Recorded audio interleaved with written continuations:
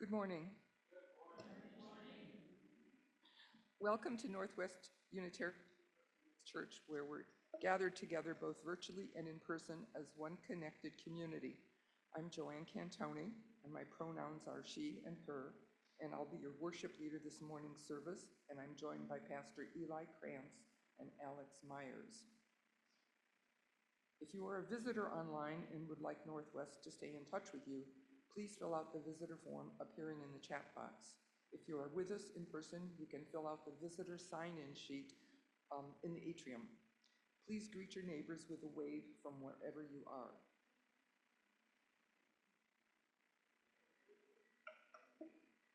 And we have some announcements.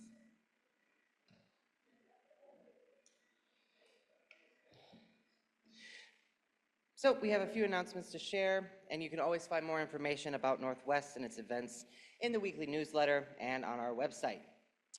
Our worship schedule is included on the calendar on our website and posted on the sanctuary doors. The short version is that we will worship here at Northwest UU through March 9th, with UU Detroit joining us on February 9th and February 23rd.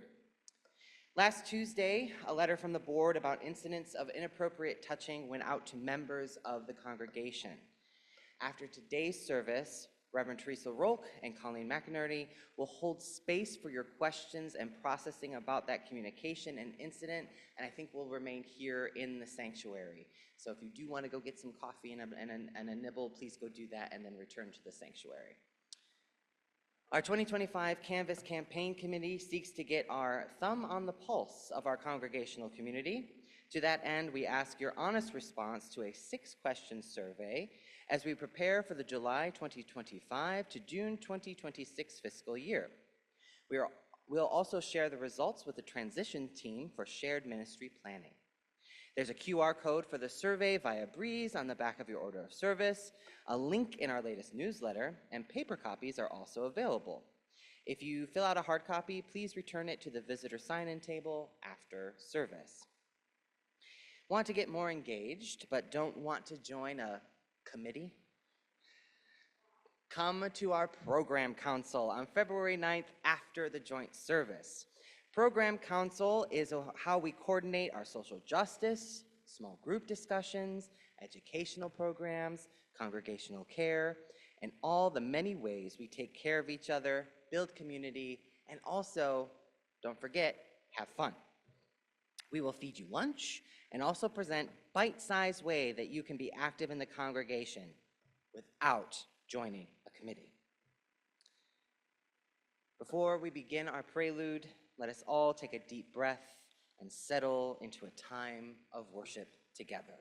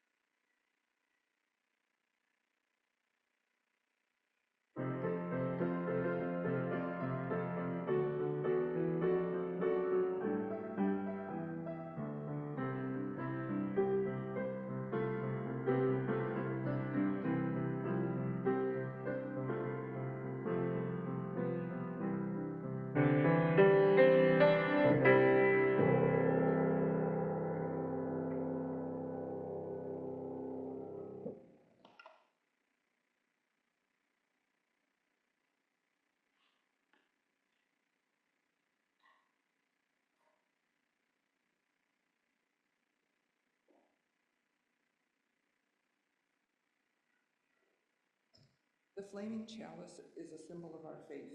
We light it knowing this morning that many other Unitarian Universalist congregations across this land and around the world are doing the same thing. We light our chalice with the words from Northwest UU's mission statement. Reverend Teresa, would you please come forward and light the chalice? Please repeat after me. We light this flame to grow in spirit, knowledge, and action. To accept and challenge one another. And to support each other in times of joy and need.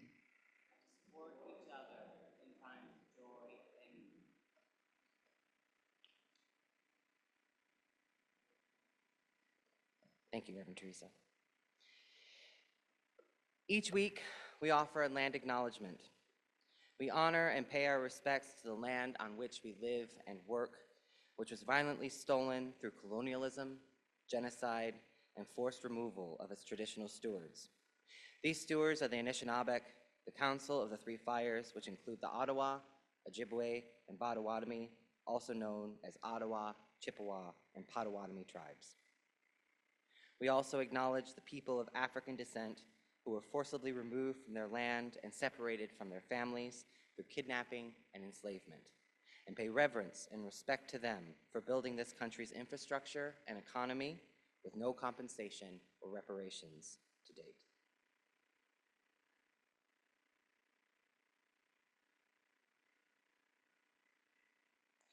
You're invited to rise in body and spirit and join me in singing hymn number 1, May Nothing Evil Cross This Door.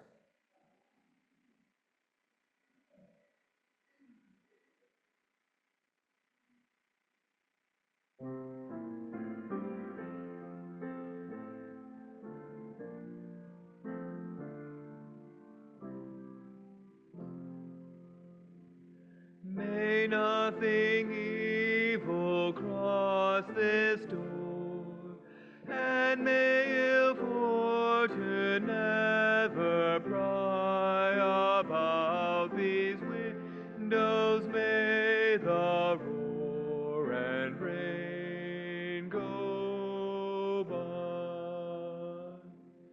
By faith made strong, the rafters will withstand the battering of the storm.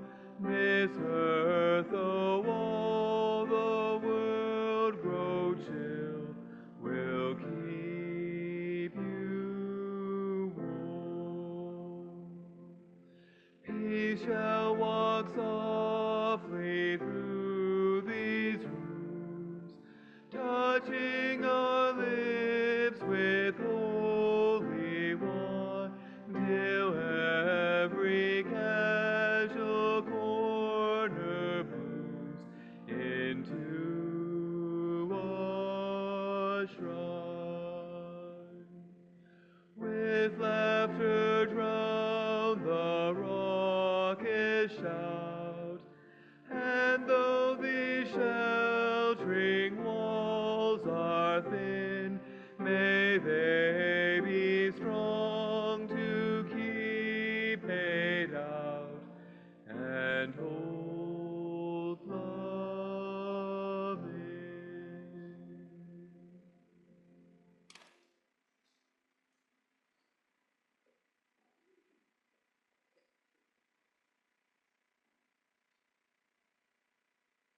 I would like to invite the children to come up front. Anybody else? Want to come up front?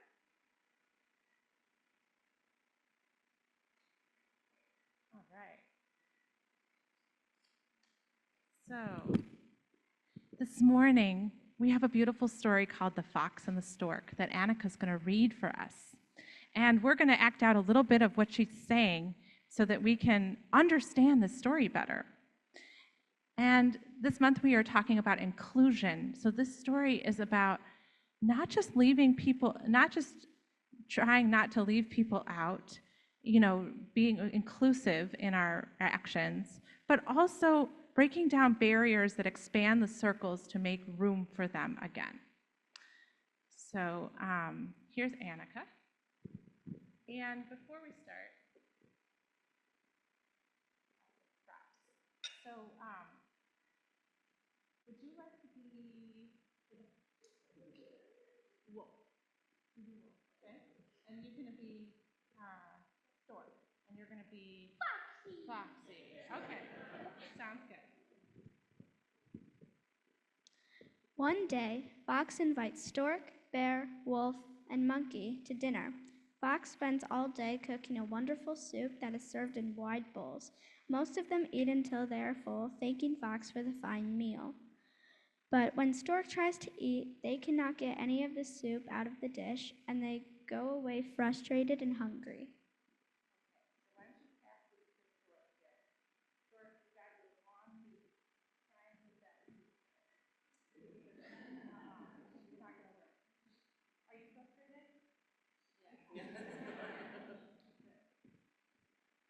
Stork then invites Fox, Woodpecker, Monkey, and Pigeon to dinner and cooks a wonderful stew, which they serve in tall, fluted glasses. When Fox tries to lap up the food, all they can do is lick the top of the glass, meaning they go away frustrated and hungry after watching the others eat.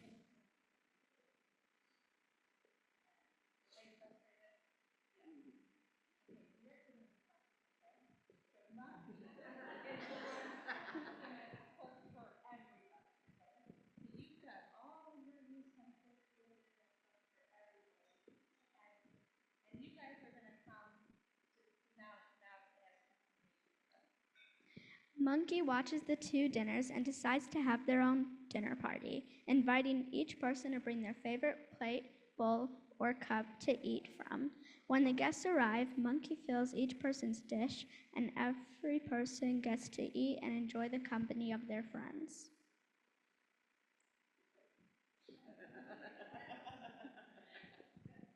So what is this story teaching us? What do you think, guys?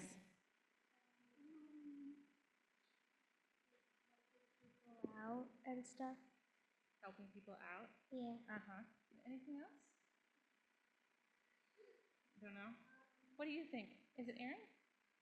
Do you have any ideas about what this story is? No? Okay. Do you? Okay. Maybe it's like thinking about other people's needs too, because like Fox all gave it into one dish, but like Stork needs a different dish to eat something from. So thinking about other people's needs. Yes. Yeah, and making room and space for them at the party.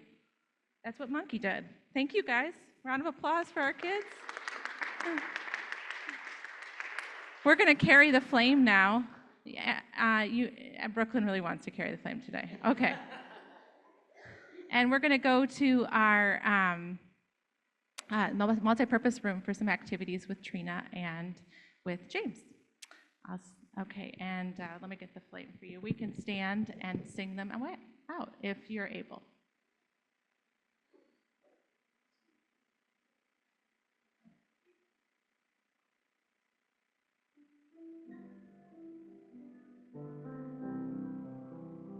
May your mind be open to new learning. May your lips sing truth into the world. May your heart know love and your hands do the work of justice as you grow your way.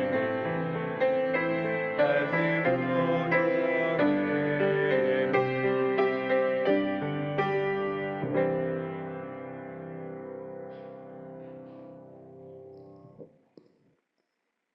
This month, Northwest Community's partner is Black Lives of Unitarian Universalism, or BLUU. BLUU is committed to expanding the power and capacity of Black UUs within Unitarian Universalism, providing support, information, and resources for Black Unitarianism, and justice-making and liberation for Black people throughout our faith. All undesignated donations will be split between Black Lives of Unitarian Universalism and our congregation. You can give in a variety of ways that are now visible on your screen. For those here in person, we will pass collection basket for cash or checks. There is also a QR code on your order of service. We honor your generosity, ensuring that our collective resources do a greater good for ourselves and our world than any of us could have done individually.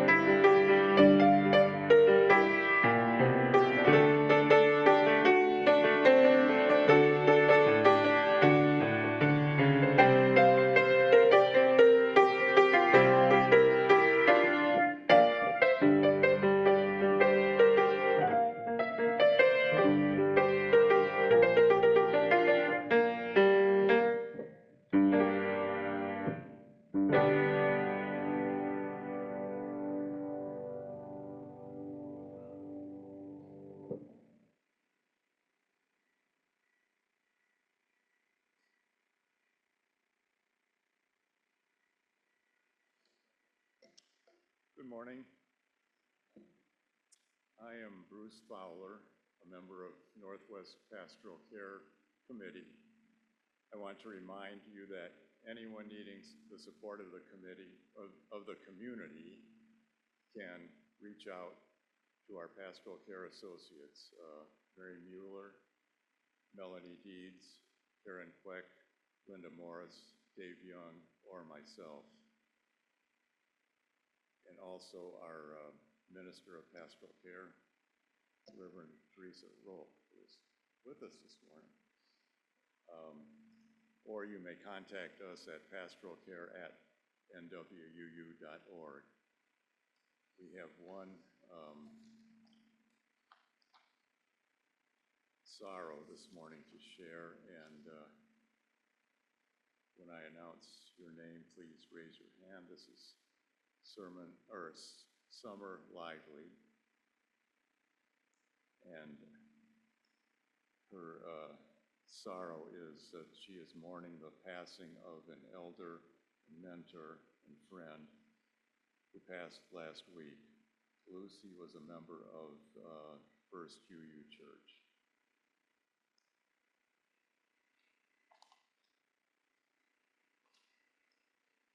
For these and the joys and sorrows that are held in the silent sanctuary of our hearts, I offer this prayer. Sources of radiance and resilience, keep watch with those who work or watch or weep. May the suffering be soothed. May the sick be tended. May the weary find rest. May the dying and those who love them find peace. May the joyous be shielded. And may all know that we are surrounded in a love that is always a web that connects us to all that exists. May we take a few moments of silence to be with each other in the sacred space. We will come out singing.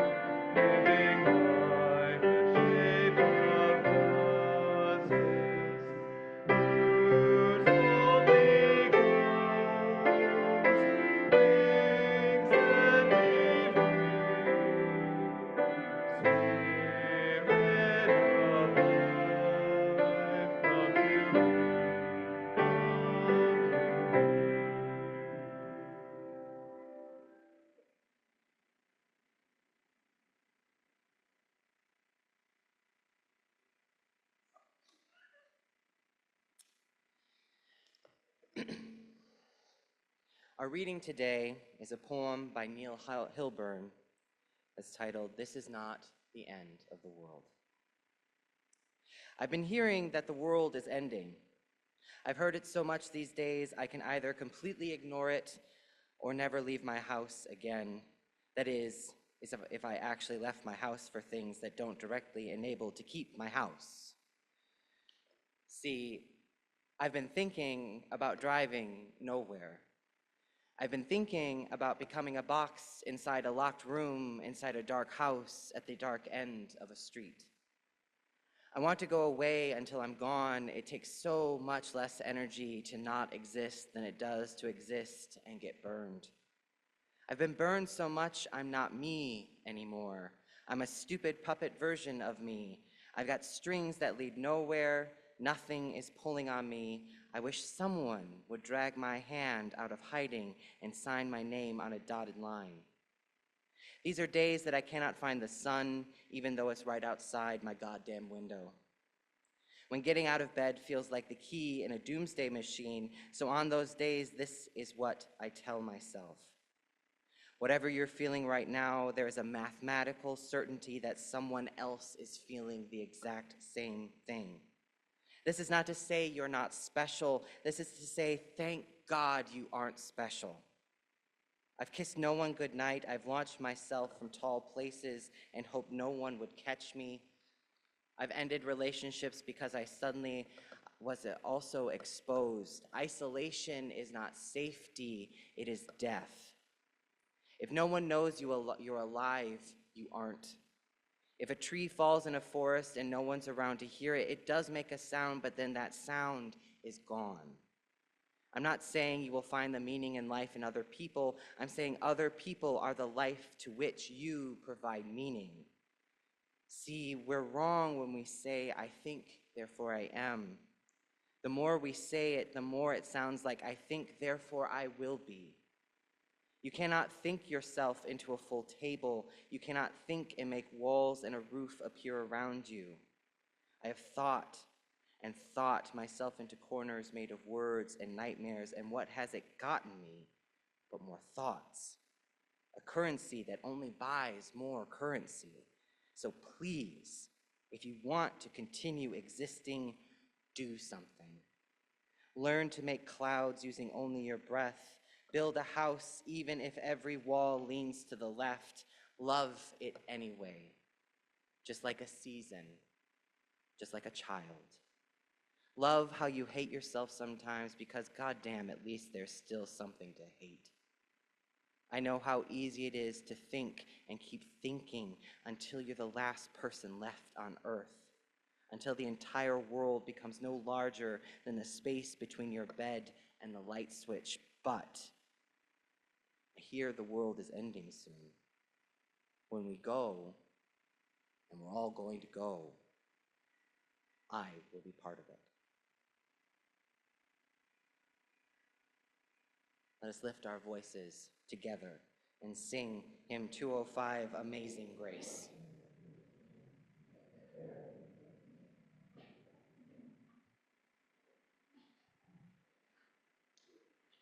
If you want to have some fun with it, I'll be playing the version on the next page.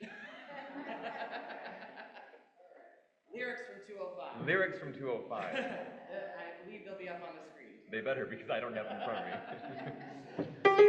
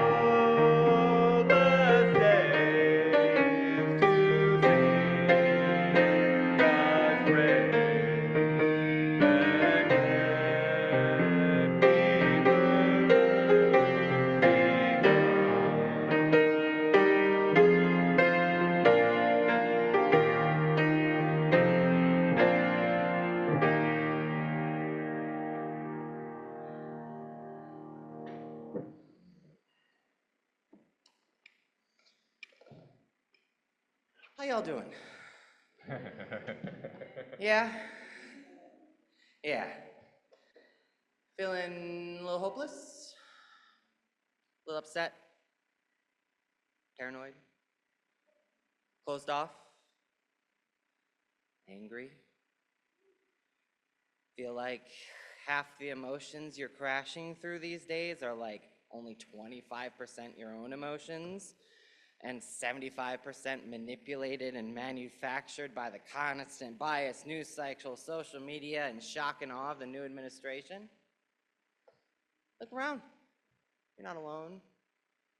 Seeing familiar faces gives us comfort. Isn't that nice? Feel comfortable and familiar. How highly do we value that comfort? I have to tell you, I think we do value it pretty high, and it's starting to get in our way.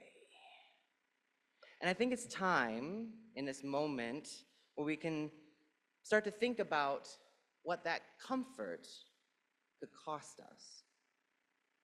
It's very front of mind right now as I watch this country once again choose isolation over inclusion, as we see the culmination of multiple administrations and inability and unwillingness to shift the conversation from individualism to care.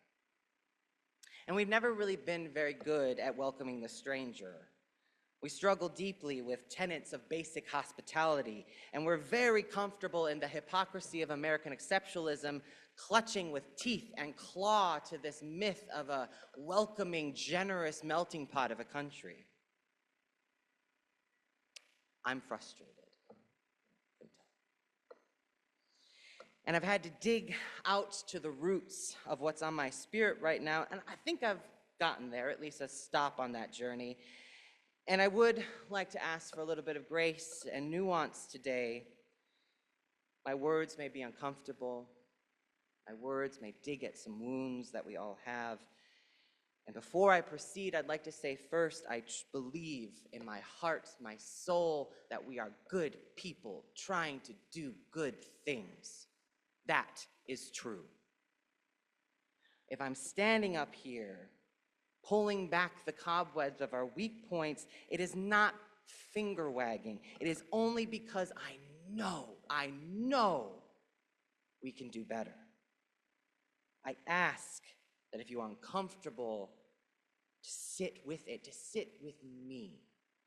My heart is with you, and I promise the discomfort leads to better things. My friends, churches are shrinking. Dying. It's been that way for a while, across so many denominations. And it's not the fault of cell phones or TikTok or whatever we want to place our blame in today. The reasons will vary church by church, but what continually comes up in conversation as I'm talking to people who want to go to church and don't go to church is that they're looking for a spiritual community, and what they are finding are social clubs with a high bar of entry. And again, this is not just our church. This is across all churches. And as a faith here, a faith that engages in social justice, a faith that has so many people working so hard, dedicated to the work of justice, I know it can be hard to hear that that is a perception of us too. Sit with the discomfort, my loves, and let's actually dig into what welcome can mean. And I'm not just talking about greeters. We have amazing greeters. I'm not just talking about coffee hour. Our coffee hour is amazing. What I'm talking about is the spirit of welcome that our church has. What is our culture of hospitality? And does it feel like our hospitality is taking risks? I think while we do push the envelope here a little bit more than some other churches, we have not explored this idea that to have a true culture of welcome, it has to feel dangerous. Something that is very true is that when things feel dangerous, humans close rank. And right now, we have to fight desperately against that impulse to make this an exclusive place. My guest is more important than my home. This was said by Jacques Derrida. He's a French-Algerian philosopher who spoke deeply on hospitality later in his career. The full quote is, "Being a host means going beyond the abilities of the self and giving more than I think I am giving. My guest is more important than my home." We love our church. We love our space. You show that day in and day out with the actions you take, the causes you champion, the care that you show each other. In much of his work, Derrida also echoes some ideas of hospitality that you can actually find present in Bedouin culture, where hospitality asks nothing of the guest. You overgive, and it is a mindset in that culture. One of their well-known traditions, for example, is that a guest can stay with you 3 days before even telling you their name. And this is with the knowledge that that guest owes you nothing in their time in your home. But the thought is, if this is your culture, that when you are a guest, you will be shown the same consideration. And I'm sure some of us here, this is the Midwest. We know hospitality. Open your door, feed your guests. But as a culture, as a church culture, we're not quite there. We are encouraged to be careful about who we let in, to be wary and paranoid of others who need help or who are trying to help. One of the most popular books that I read over and over and over as a kid was If You Give a Mouse a Cookie. The idea that if you give someone something, they will just take and take and take and take. I return to Derrida. I have to accept, if I offer unconditional hospitality, that the other may ruin my own space or impose his or own culture or his or own language. Hang on. Ruin our space? You mean come in here and wreck the place? Possibly. But something that you can also hear in Derrida is saying here is he's saying when you invite people in is a risk and it may disrupt your norms. He goes on, that's the problem. Hospitality should be neither assimilation, acculturation, nor simply the occupation of my space by the other. That's why it has to be negotiated at every instant. And the decision for hospitality, the best rule for this negotiation, has to be invented at every second with all the risks involved, and it is risky. The arrival of the stranger will feel like trespass. Welcome must feel like trespass. We must become comfortable with the possibility that welcome will disrupt our systems and our peace. And I would encourage you to go beyond, well, I'm comfortable with that, to going, yes, I want that. What are we doing as Unitarians if we are requiring you to be a certain sort of person when you walk through our door? We have our values, we have our covenants to keep us safe, but what are we doing if we are not asking people to come as they are with all their joys and gifts? Section C 2.4 of our own doctrine says, systems of power, privilege, and oppression have traditionally created barriers for persons and groups with particular identities, ages, abilities, and histories.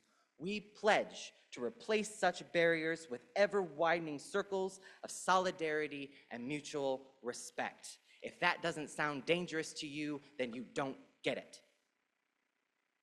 And before you get distracted by thinking I'm saying we need to allow those who will harm us, you aren't hearing me. What I'm saying is you cannot, by sight, know who is going to harm us. In fact, you are more likely to assume someone is harmful to our community based on nothing but our own internal biases. What I'm saying is welcome must feel like trespass. It must feel like an invasion because that is the risk we are taking. We are saying, I don't know anything about you. You could be a saint or a devil, and please come in. We are not an exclusive club. And I think we need that reminder. The only way our church continues to move into the future, the only way our faith continues to move into the future is with the stranger in our midst. Love at the center. But if love at the center is not helpful for you right now because you are scared and tired and broken, as we are experiencing such intentional division in our country, what I want to say is this. To make community, simply you have to work with people you do not like. To realize that you do not have to agree with every point with your neighbor. That they do not have to earn your like of them. Really, you do not know how exhausting it is, the constant paranoia and vigilance, until you let it go. There was a moment a few summers ago in my life. I was completely out as trans. I had had top surgery. HRT was doing its good work. I couldn't hide who I was becoming anymore, and I didn't want to. This was a joyful time for me.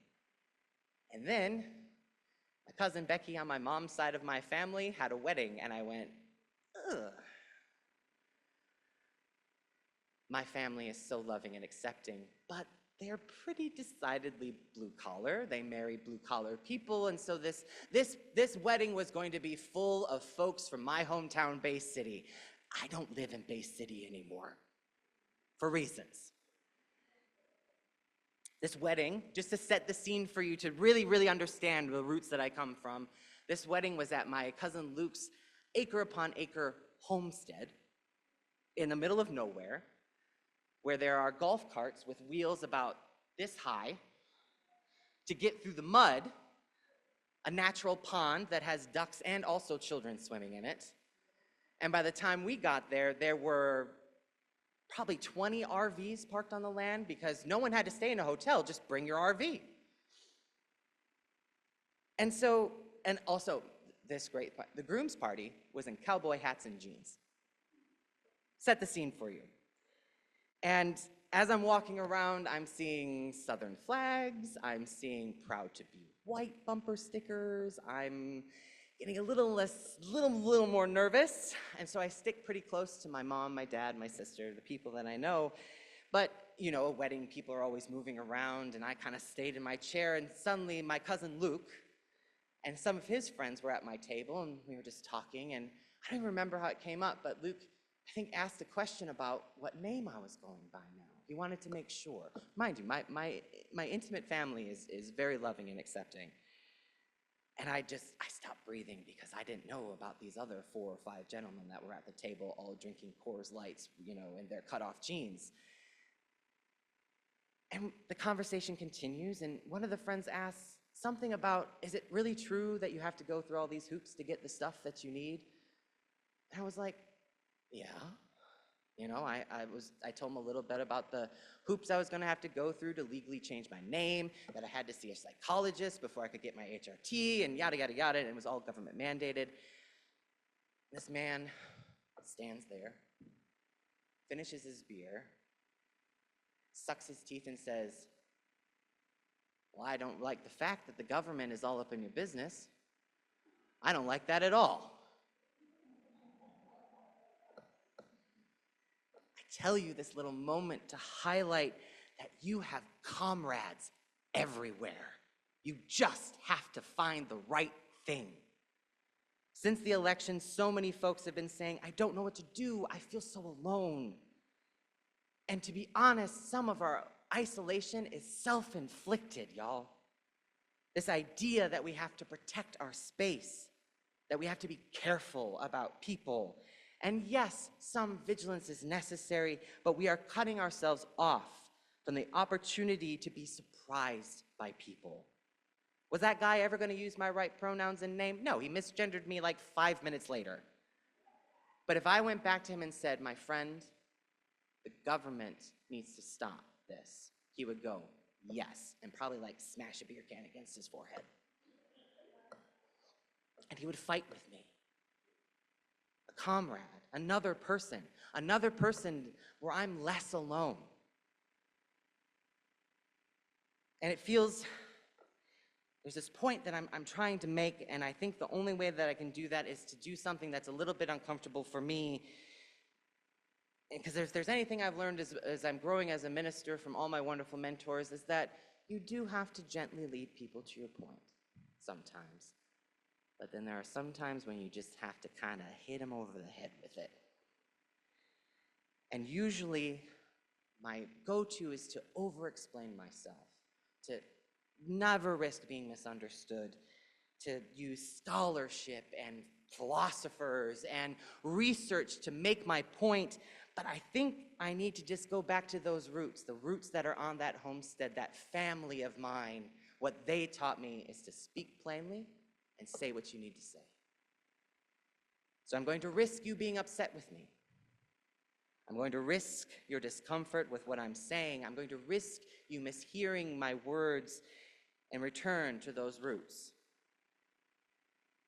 We are living in a tyranny, and it's one that wants me dead. It wants my friends dead. It would love nothing more than to do great violence to me before I die. I knew all of that the last time this man was allowed to be put into power. And because of that, I've long stopped putting my trust in government and systems, and instead, I had to put my trust in people. And when you put your trust in people, you get used to being disappointed, but something really beautiful also happens, is they surprise you. They delight you. They teach you. They challenge you, and they change you. How dare we cut ourselves off from that connection because we are so stuck in being a pristine little club with everyone nodding in agreement all the goddamn time. What are we doing? Getting all nervous about other people. Donald Trump's administration would love it if you were paranoid right now, if you just said no to your neighbor, if you turned them in. And I know people are hurting and suffering right now. I get it. But there's a time to wring our hands, and there's a time to make a fist. We gain nothing. We gain no ground, no success if we start turning on people. We will not comply with their hatred in advance. We will not assume harm until harm is actually done. And then if it is done, we deal with it as a church, as a beloved community. We have to understand what our community means, and right now it has to be a safe haven for people. Safe, meaning they can be imperfect, disruptive, and messy. Donald Trump and his cronies don't get to decide who we let through those doors. The administration would be absolutely giddy if we decided that only safe people could come through our doors, and I don't know about you, but I don't feel like giving them a damn thing. Their power depends on us not trusting each other. I hear over and over, I'm scared. I need community. But if you don't understand what community actually means, what I'm hearing is that you want something clean and pristine, and I don't have time for that. I don't have time to worry about some fake, unattainable utopia right now. There are things happening. There's things to do. And we are all going to be asked very, very soon where we stand and what we are willing to risk to protect humanity. All of it, including and especially the part of humanity we don't like. The loud, the disruptive, the imperfect, the criminal, the Democrat, the liberal, the leftist, the Republican, the poor, the loud, the rude, the mean, the stranger. I want their community more than I could ever want their compliance. We have an opportunity to shock and awe ourselves by saying, I don't care what your name is. Come to my table and eat. Come to our table and be in spirit with me and community with me, and I ask for nothing in return. Your beautiful presence is enough. You are not required to change your shirt or wipe your feet to be here. Just come in and let me shower you with grace. When all we have is each other, our community needs to be expansive. So I'm going to ask you to do these things with me. We must learn to sit with our discomfort. Be as hospitable to our discomfort as we are the stranger. Let it in, let it eat with us. Let go of the idea of perfection. Utopia is not attainable. There is always someone left behind, always someone forgotten. And if we are not on a constant swivel to see who that is, what that is, then we have fundamentally misunderstood. Utopia is an ideal to constantly be stumbling towards and never reached. Let go of perfection. Perfection is the enemy of community. And do not give up hope. Hopelessness is the bedfellows of complacency. And complacency is a real fine engine of fascism. Do not comply in advance.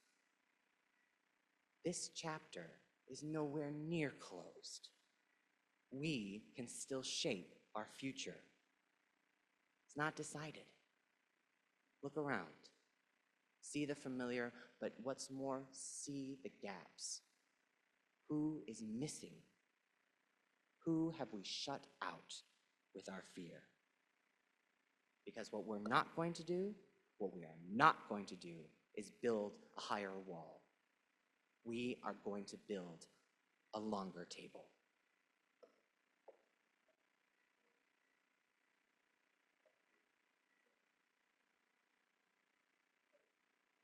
Please join me in singing in whatever way you're comfortable. Hymn 323, Break Not the Circle.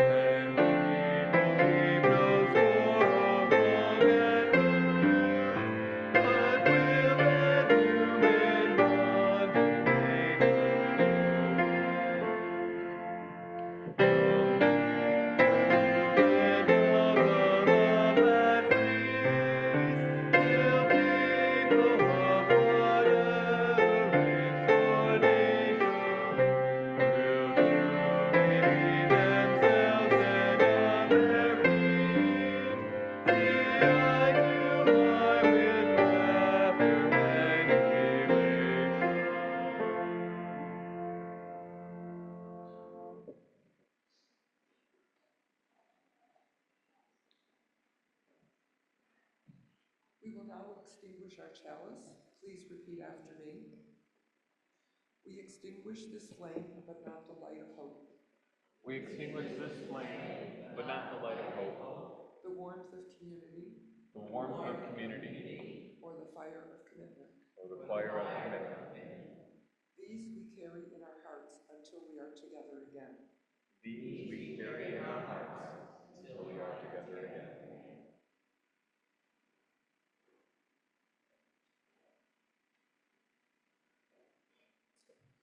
Good morning. I'm Sharia Robinson Lang, your associate moderator, and let's do that. Thank you. We wanted, as the Board of Governors, to really formally thank and acknowledge the commitment and longtime service of our treasurer and bookkeeper who ended her term of service at the end of January on the 31st, Beata Lemparski. So thank you, Beata, wherever you are. Beata is preparing to go on vacation to Arkansas, so I don't think she was able to join us today, but we wanted to still formally acknowledge her, and the board has some flowers for her. And so when you see Beata when she's around, please thank her for her service. We're so blessed to have her and glad that she's going to continue to help us with a few financial tasks. Thank you, Sharia, and the board for